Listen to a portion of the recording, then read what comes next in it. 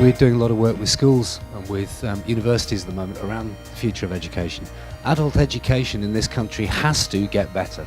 We teach facts and we try and teach people to remember those facts as opposed to teaching people how to learn, to create a love of learning. Because at the moment there's a huge gap between TAFE and the AGSM. When I look at the infrastructure that's in place to provide that level of education and create the sort of skills that Anne's talked about, I just don't see anything like the density of infrastructure that we're going to need. STEM graduates, 50% of them tell us that they expect that their first employment outcomes will be at 7-Eleven or Coles.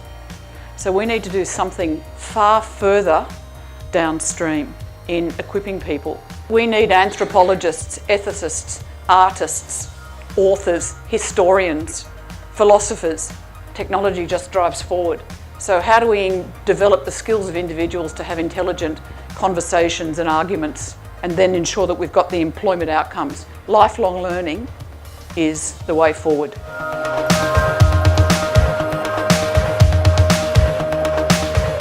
Do we really believe that, for instance, machine learning will be able to meet the flexibility and the general intelligence of a human or not? If we think it does, then I think the question is very different than if we think it doesn't. And I don't think we know that yet. It's not just machines of wholesale replacing people. There's a lot of training machines. So AI talks a lot about training and data sets. All the training data sets that go into machines are based on data. And I'll tell you this right now, there is bias in the machine. It lives in the machine and then it lives in all the decisions that come out of the machine. So I think you absolutely need people thinking about ethics, thinking about society. I guarantee you those skills are going to become more important as we go forward. You know what? You guys are fine. There's not an awful lot you need to do individually. You are all in a job where you are paid to think for a living, right? And those jobs are always going to be there. The best opportunity and solution for Australia is to collaborate with an Australian startup that has intimate knowledge and understanding of the Australian market, Australian competition, Australian technology, because they're creating the jobs for Australia's future.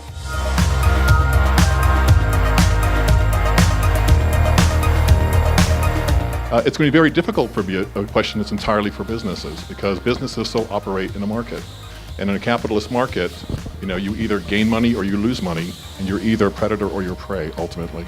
So I mean, it's, companies that wind up being really inefficient will not survive in a market. And so then the question is going to be, what is the role of government?